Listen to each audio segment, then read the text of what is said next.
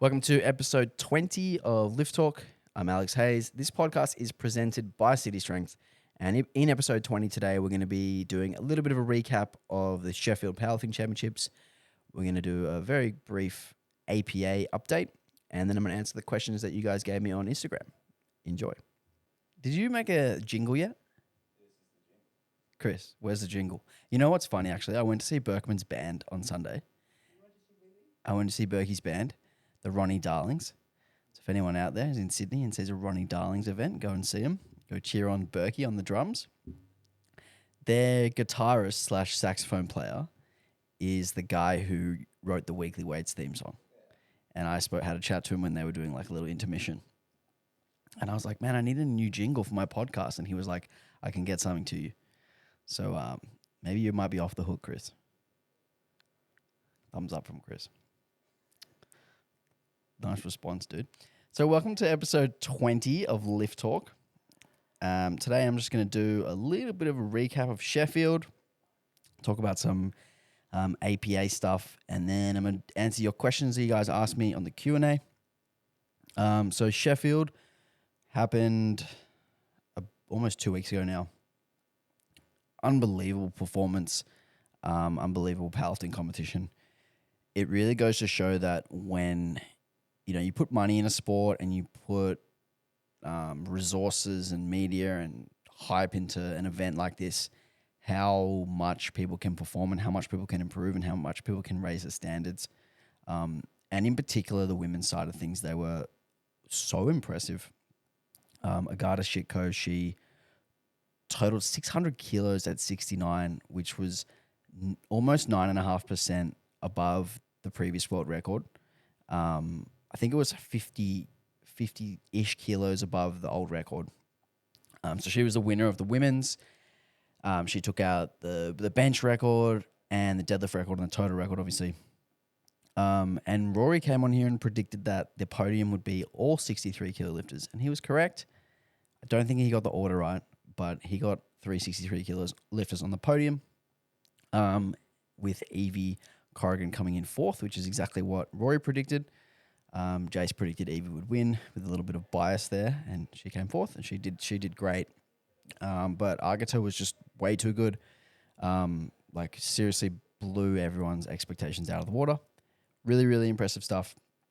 In the male side, the male records were not pushed up as much as the females. The winner did 101.3%, which was Gustav Hedlund from Sweden. I don't think anyone who did a single preview show predicted that he would win. Most people predicted that it would be Jonathan Kaiko or Jesus. Jonathan did great. I believe he came second. And Jesus actually came 11th. He kind of shut the bed.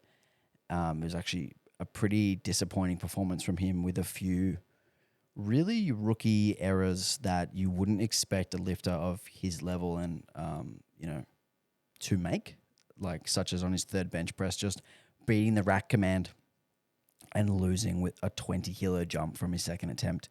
And the reason he took a 20 kilo jump on his second attempt was because he missed his first attempt. I think his butt came up on that one.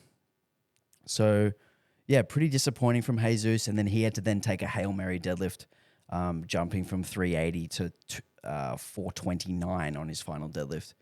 And again, he only took that jump because he missed his deadlift opener because his grip slipped. So overall, pretty disappointing day from Jesus. He ended up in 11th. But congrats to Gustav, congrats to Agata, and congrats to everyone for all their performances there. I'm excited to see, what Sheffield's going to look like in 5 or 6 years when the world records are a little bit more relatively even across the board, and what that means for the competition. I think it's going to mean that things are even closer, more like what we got in the males where one mislift would drop you down a few places. I think that's going to be far more likely across the board in 4 or 5 years at Sheffield. So really exciting times for powerlifting, really, really good stuff from SBD, from the IPF, and from all the lifters involved. So a quick little update on the Australian Powerlifting Alliance. It was late November when the APU announced their de-affiliation with the IPF. 1st of January, APA got their new affiliation with the IPF, and we actually ran 2 competitions over the weekend. So the APA is on the board. We've got a couple of competitions already in open powerlifting. We're on the board. We're ready to go. Obviously, we've tested out our systems for live stream, for the way that we manage the competition as it runs, and all the back end systems for people signing up and accrediting coaches and referees and everything like that. So we wanted to do a little bit of a dry run before the Nationals, which is coming up in 2 and a bit weeks. And everything went really well. There was also a bunch of lifters who wanted to qualify for bench only world championships, which is coming up, I believe at the end of May or the end of June, or end of May, I'm pretty sure. So a bunch of lifters needed to qualify, and one of the rules was that people needed to actually use a qualification from a bench only comp. You couldn't just use your bench press from a 3-lift comp. So there was quite a few people who wanted to put up the qualifying total for bench only to qualify to go to World Championships, which is really cool, which is in the USA, which would be a great place to do bench press. I believe it's the home of the bench press. Can you Google that for me, Luke? You don't actually have to Google. I'm just kidding. All right, cool. We're going to go on to the Q&A now. So first question from Shania Radke over in Queensland. How do you balance becoming a dad with coaching and training and being in the industry? So I did answer this one in the last one, but I think the number one point is just managing your time well, and being on the same page of communication with your partner, and ensuring that you have a schedule sorted out at the start of the week, and you know when you're going to have your time to work, when you're going to have your time to train, when you're going to have your time with the kids, and then you just follow that schedule as it goes. The other thing was to actually just be really flexible with that schedule. It's probably not going to go to plan 100% of the time. You're probably going to have to pivot, and you may think you have an hour and a half of training, and then it may turn into 45 minutes. You just got to deal with that and move on. Life as a parent is it's hard because the free time is the thing that goes first, which means you have to be really, really efficient with the time that you have for your work and the time that you have for your training. And that's particularly for training for me, something that I'm still not quite that great at, being efficient with my training. And I definitely could be more efficient with my training. So that's obviously something to work on moving forward. So something that Chrissy and I do every night before we go to sleep is we talk about what we both expect from each other the following day. Who's got the kids at what time? Are you training tomorrow? What time are you training? Are you going into work? What time are you going into work? Do you have clients tomorrow? What time are your clients? Those are the questions we ask each other, and we bounce off one another each night. And then we have a clear understanding when we go into the next day, what we're expected to do and what times we're expected to do certain things. So that is really important. Next question, and I'm sorry, I didn't write down this person's name. How to make commentary /MC more entertaining during competitions. So I think the first thing to mention here is that the job of a commentator on a live stream and the job of an MC are 2 very different jobs. So I like to use other sports as an analog for different powerlifting ideas and stuff. Basketball is where I sort of probably spend the most of my time watching of any sport. And the job of the MC in basketball is called the court announcer. So they're the person who announces the starting lineups, and they let you know like whose ball it is and what just happened. Like, okay, there was a foul on this player. They're just kind of letting the crowd know at the time what is going on. And that's the job of the MC at the competition. You say bar is loaded. You let them know how much weight is on the bar. You let them know if it's an attempt for the win. You let them know, basic stuff like that helps the competition run smoothly and lets the crowd in on a little bit of information.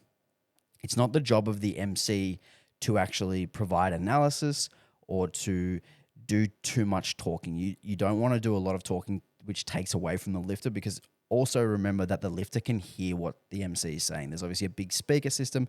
The lifters can hear the MC talking if they are talking while the lifter's on the platform. Whereas the job of a commentator is actually to talk to the live stream audience, which is a very, very different job because, first of all, the lifter can't hear you. You're just behind a microphone. you're speaking to the people who are watching on the stream, which means you're probably updating them on what the particular rules are, what the referee calls were, and the specifics of the referee calls. Whether this person took a 12.5 kilo jump or a 10 kilo jump to their next attempt. Maybe even giving little tidbits about each lifter to the audience so that the audience has a better understanding of who the person on the platform is. Those things, the more detailed, the more nuanced approach, that's not the job of the MC. The job of the MC is to kind of hype up the crowd and get people cheering and get people standing on their feet, whereas the job of the commentator is to inform the live stream audience of actually what's happening. So those are the two differences in the jobs.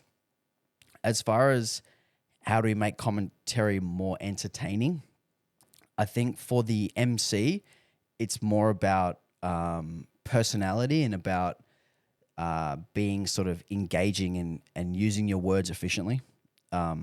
If we just go, next up is Luke and he's doing 250 kilos. That is really, really boring. Whereas we could go, all right, next up we've got Luke. His previous attempt was 240. He's jumped 10. He's going for 250. Now let's cheer for Luke. Like, that's just a really simple example of one approach that is really boring, that takes very little effort, and one approach that, takes very slightly more effort, but is much more engaging. We could also do some research as the MC and find out where the lifter trains, who their coach is, and we can announce these sort of things as the competition goes. And for the commentary job, the thing that makes it more entertaining for the people listening on the live stream is the commentator actually understanding what is going on. And that's not just the rules. It's not just understanding sort of the processes of the competition, how the competition runs, and all those things. It's actually doing some scouting and some research on each individual lifter and understanding their backstory, being able to tell a few anecdotes about the person. And then the final point to that is the strategy. When a competition is close, if it's a national competition and there's a few lifters fighting for the win, the commentator needs to be aware of, what the coaches are doing for the strategy, what the lifts mean for their placing. If someone's pulling for second place on their final deadlift, the commentator needs to make the audience aware of that. Likewise, if they're, pulling for first place, the commentator needs to make the crowd and the audience aware of that. So doing some research into the lifters, their best lifts, is this a PB? Those kind of things is super important for the audience. If you treat it like any other sport, if we look at what the job of a commentator is in any other sport, it's to provide insight into the strategy, into what's going on, and into, the lifter's journey and their personality and, a bit about the lifter to help sort of bring along their story. All right, next question. This is from my client, Vivian Mutembwa. Conditioning as a powerlifter, how important is it to have an engine? Now, the reason that she's asking this is because her partner is a CrossFitter. And they've spoken a little bit about, why she doesn't do a lot of conditioning in her training. And obviously he does a lot of conditioning in his training.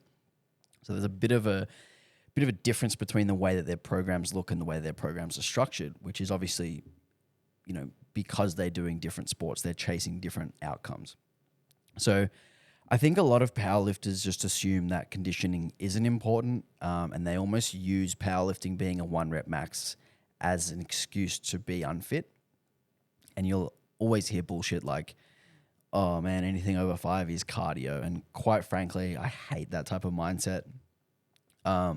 Because conditioning is important, and it's important for 2 reasons.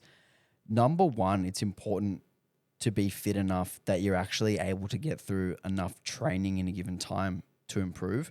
And particularly as you get better, you have to put your body under more stress and do more training volume to continue to progress. If you can't physically get through the number of sets because you're unfit, then you're actually limiting your ceiling and you're limiting how much progress you can make. So that's the first reason why conditioning is important for a powerlifter. The second reason is actual competition day conditioning. You might hear the phrase like someone is like competition unfit or unfit for competition, which basically just means like they get to their first or second deadlift and they're starting to already like be done for the day, which gives like a good reason to use something like an SBD day, because you get practice of doing deadlifts under fatigue.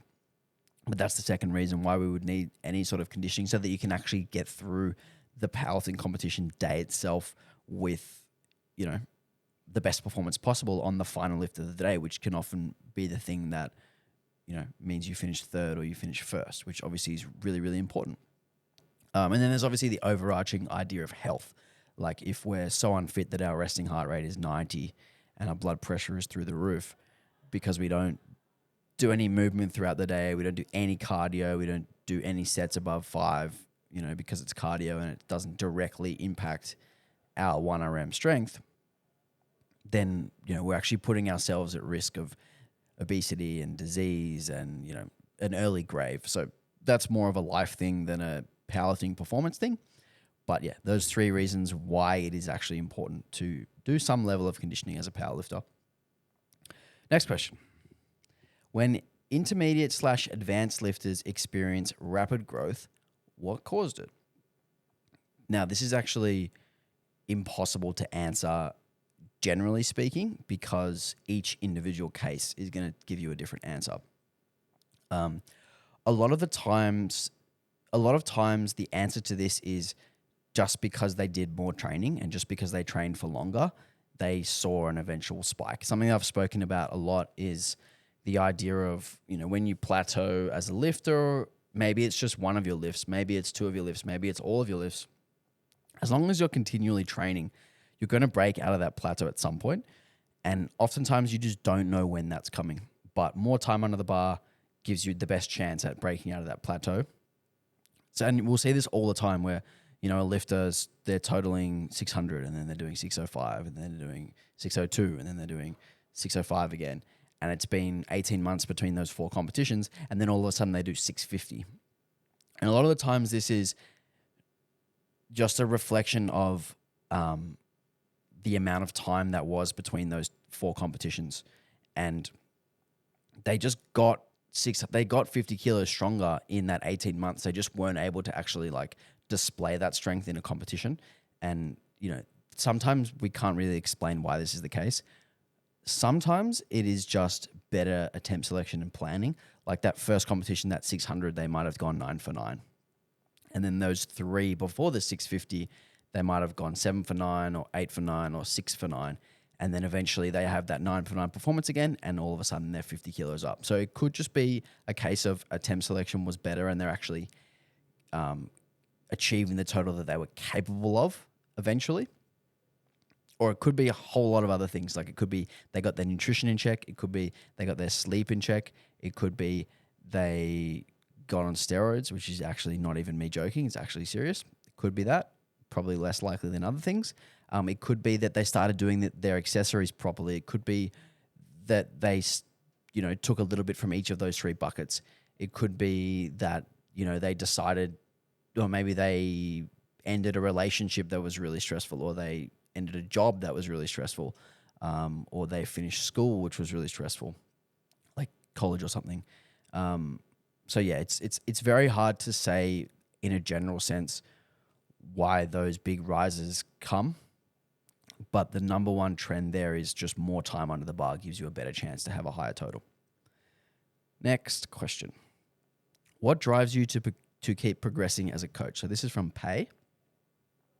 The thing that drives me to progress is literally just my clients and their success. So everything that I learn is from my clients, from a anecdotal perspective and from my experience.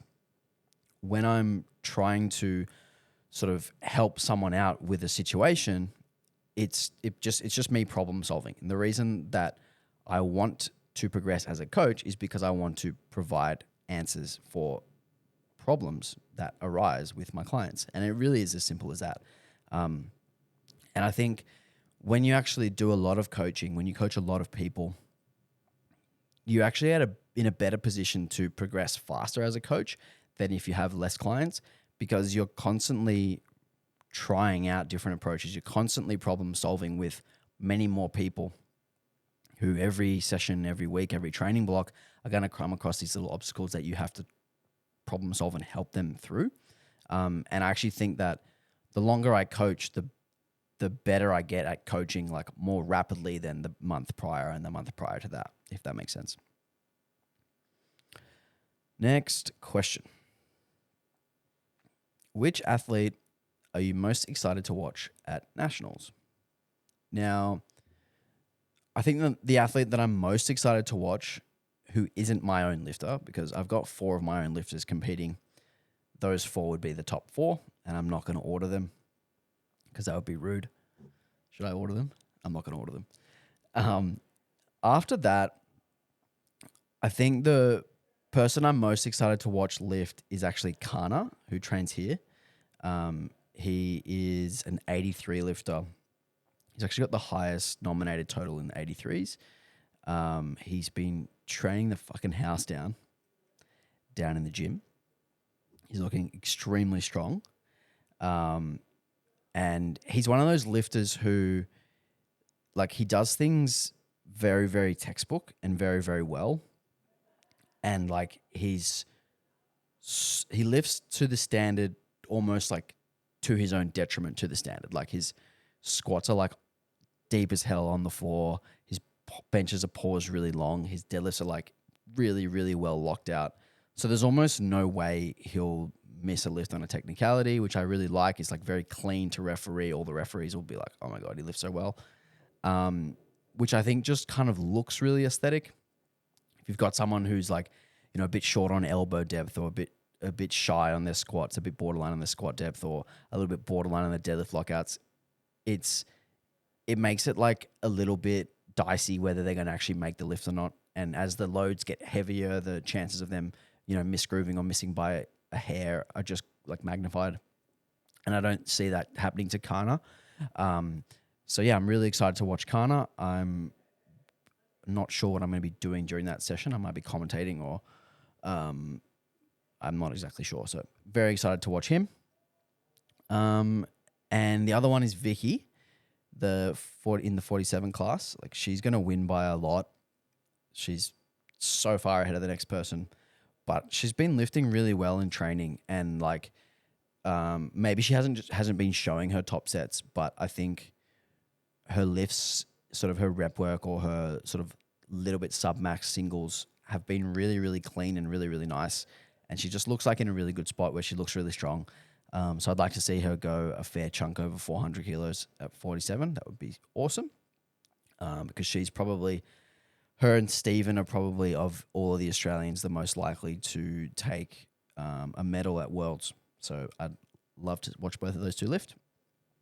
Next question. Who's going to be the first Australian athlete at Sheffield?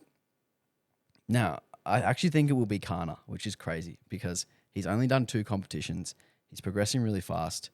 My only hesitation with saying Kana is that I don't know how much longer he has in the 83 class because he's quite tall, but he doesn't like have to cut much. I don't think he cuts at all, actually. So he actually walks around, I think, at 82. So he's got a bit of room to grow if he wants. If he listens to this, it's going to inflate his head forever. And when John hears this, he's going to be like, bro, why'd you say so many good things about Kana? He's going to make him so arrogant. Sorry, John. But yeah, I think the potential of Kana is crazy. Like I said, he's only really new to competing. He's only done 2 comps. He walked into his first comp, didn't even have a soft suit. He had to buy one from Alan at Adonis, who luckily sells them there. Otherwise, he may not have been able to lift. He might have had to wear someone else's. He didn't even have a soft suit at his first competition, and he totaled 700 kilos at like very easy lifts.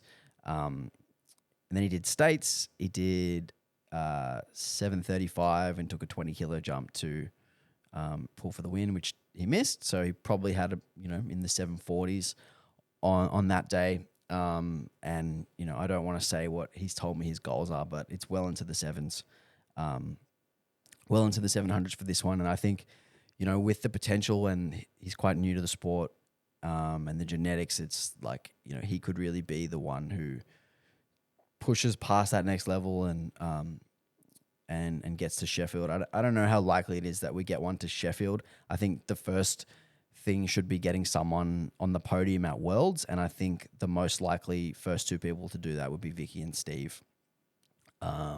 But then getting to Sheffield is a whole nother thing. You have to win worlds or be above 95% of the world record to get those extra invites. So yeah, Sheffield might be a little bit away for an Australian, but a podium at Worlds is probably the first step. All right, next question. How have you been able to train immediately after getting tattooed?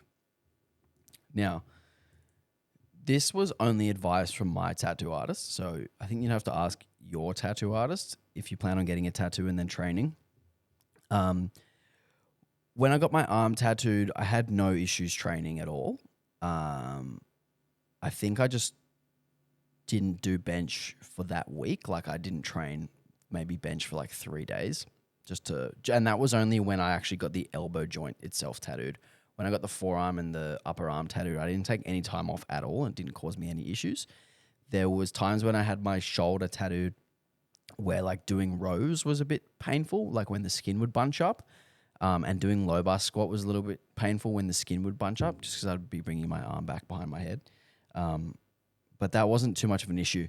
The one that I've had recently, the one that I had done on my calf, the kookaburra, that was an absolute fuck around to train on. I still trained the next day, but because it goes quite close to my knee joint, I had to wear like a pair of knee sleeves. I had to wear the weightlifting knee sleeves, 2 sizes bigger than my regular knee sleeves, just so I could get it over the skin without it hurting. And I had to like basically continually pull it up so that it didn't go down over the kookaburra. So that was pretty annoying. But again, my artist told me that it was fine so long as there was nothing rubbing on the surface. So if you actually got your kneecap tattooed or behind your knee, you probably just wouldn't be able to wear sleeves for like a week. Then actually about a week later, about 5 days later, so I got the tattoo done on Wednesday, and on the following Monday, actually just taking knee sleeves off and like it dragging along the skin was actually the worst part. It was just quite painful. So it didn't affect the way that it healed at all. And that was the advice from my tattoo artist, was like, don't worry about like not training. You don't have to take time off so long as there's nothing like rubbing on it. So if you were to wear like knee wraps, if you were someone who wears knee wraps, you definitely wouldn't be able to get tattooed if you wouldn't be able to train if you got tattooed on your knee. And likewise, if you had wrist wraps, you wouldn't be able to get tattooed if you got tattooed on your wrist. But I think pretty much everything else would be fine. The only other thing would be the shin and like grazing deadlifts up the shin. But again, wearing socks would be fine. That was something that I had to deal with the kookaburra as well. Just had to put socks on for literally one deadlift session, and then by the following week, I was fine. So yeah, not too much of an issue. A lot of people blow it out of proportion and they'll be like, oh, I got tattooed, I need to take 5 days off training. That's just complete bullshit. Next question. How important is motivation? When can you lean on it? When can you not count on it? Very strangely worded question, but we'll get into that. So a lot of people shit on motivation, and I think that they're wrong to do so, because I think motivation is actually extremely important. Being able to string together really productive training blocks, it's important that you're motivated constantly to do the little things. And I think motivation can be something that we actually can manufacture a little bit in the short term to get more out of those individual training sessions. But in the long run, motivation isn't the thing that keeps you coming back. The thing that keeps you coming back is like your routine, your discipline, your goals. You can be motivated to hit your goals, but that's not going to be the thing all the time. So what I like to tell people is that like you can manufacture motivation in the short term by changing up variables that get you excited in the short term. So there's a lot of ways you can do this with accessory work in particular. Accessory work can be one of those things that powerlifters like let fall by the wayside all the time because they're not really motivated to do it because they don't think it directly impacts their result on their SBD. But if you can spice things up a little bit and give someone some drop sets or give someone some new exercises that they haven't done in a while that they really look forward to, or give someone some fun supersets, or, just ask your clients what accessories they like to do and try to feed them the stuff that they enjoy, they're going to be far more motivated to do it. They're going to be far more likely to do it. I think the best way as a powerlifting coach to manufacture motivation within your clients is to get people to do competitions. When people sign up for competitions, they immediately flick this switch of like, okay, now I'm going to get on my ducks in a row. I'm going to start sleeping better. I'm going to start, hitting my protein. I'm going to start getting my calories in. I'm going to start doing my mobility. I'm going to do all my accessories. I'm going to be really focused on, my technique during my main lifts. I'm going to be very switched on. And it's because they want a good result at the competition and they're motivated to do all of those little things because the competition is closer. So that's kind of another way to manufacture short-term motivation. It's just if someone is motivated in that way, get them to sign up for more competitions.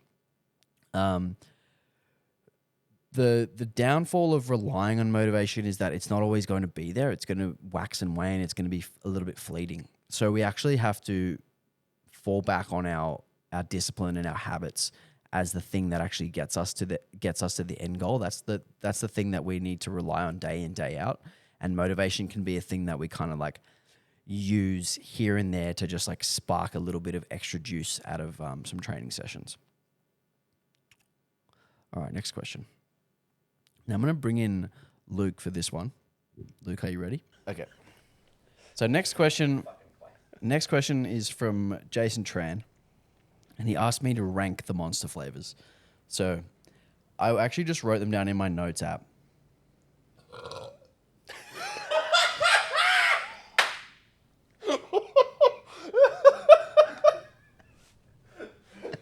I've never heard you laugh like that, Luke. That's staying in. That can stay in. So I actually just wrote down all the flavors in my notes app, and I was like, you know what? I'll just get to that point in the podcast, and I'll just wing it.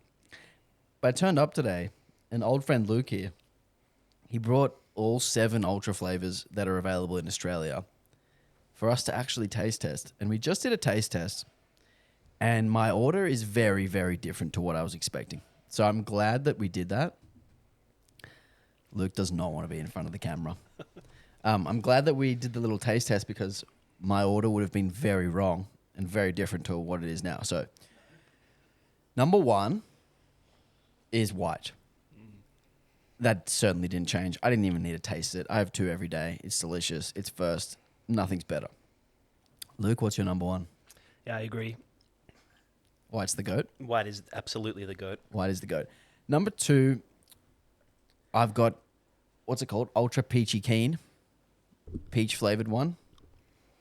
Pretty new flavor. Very delicious. Very refreshing. Luke, what's your number 2? Yep. Agreed? I think I agree, yeah. Okay. Luke has Peachy Keen in number 2 as well. And no opinions. It's delicious. It tastes like fizzy peach iced tea. How could that go wrong? That is actually a pretty good description. It's not quite as sweet. It's not quite as sweet as peach iced tea. Okay, number 3, and I only just tried this one for the first time today, so thank you, Luke, for bringing it, is the Ultra Strawberry Dreams.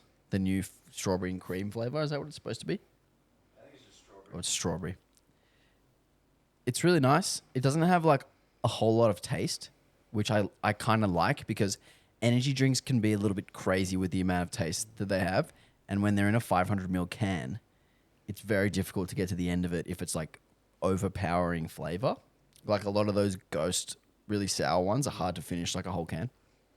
I do it anyway, but because I'm a legend. But it's like a quite a subtle, refreshing taste, which I really like. Luke, what do you have in 3rd? Yeah, for me it'd be either the strawberry or the Rosa. Probably interchangeable 3 and 4. Well, I had the Rosa in 4 as well. And before I did the taste test, I was like, I think the Rosa's last. And I've changed my mind. So I'm glad we did the retaste. Also, I should shout out to Rory Lynch, who said we need to do a water between each one, which we poured a cup of water and then didn't do. So sorry, Rory. Number 5, and really from 5 to 7, these could be very interchangeable. I do like all of them, but I wouldn't buy them. Like I wouldn't go to the servo and get a mango or a gold or a green. So I've got mango in last and gold in 6th and green in 5th. Luke, what do you have? Yeah, I agree. I don't think the order really matters. I'd probably have mango and green swapped, but So you'd have Well- green last. probably. But as you said, they're all very similar. See, I went into this thinking that green would be third, which is just a moronic decision and a just wrong opinion from me after doing the retaste. But yeah, that's the order. White, peach, strawberry, rosa, green, gold, mango. That's the order. You're welcome. The official order. Okay. Next question. What other performance goals outside of powerlifting do you have? And this is from Jesse, and the thing that he mentioned here was a marathon. And to answer your question, Jesse, I love powerlifting because I like to compete in something that I enjoy, right? And cardio is something that I've never enjoyed like on its own. I played a lot of sport growing up, and cardio was always involved in the sport, but it was never the whole sport. Like, it was never the purpose of the sport. It was just like a means to, being fit enough to actually do the activity. But whenever we did conditioning training, for basketball or for rugby, that was always the part that I hated the most, that I liked the least. So I certainly won't be doing a marathon. I certainly wouldn't do a triathlon or anything like that. I enjoyed competing in basketball, competing rugby, playing rugby, and I enjoyed like the sport as a whole. So as far as like performance in any of those things, I don't really have anything specific. I'd love to get back to playing basketball at some point. I can't play rugby anymore because of extensive concussion history. As I'm sure you can tell from listening to me, my brain is fried. But the one, it's not really like a performance goal, but the one thing that I want to do again is dunk a basketball. So maybe I'll do that at some point. I was about to just hop over onto the mic and go, you said you were going to dunk on a regulation hoop again? Yeah, so to be clear, I've dunked once in my life, and I was 19. And I reckon I weighed about 75 kilos. I can still grab the ring, like pretty comfy. So I would definitely need to lose weight if I wanted to dunk. But I think I'd still like to dunk again once more in my life. That is actually the end of the questions. That was a lot quicker than I was expecting. Yeah, 48 minutes. No, that's fine. So if you've gotten this far in the podcast, go on Spotify and rate the show. Give us 5 stars. Maybe leave us a review on Apple if you're listening on Apple. And next week I'll be back with Maddie Bartholomew and Aiden Potts. We'll be doing a preview show for APA Nationals. Ciao.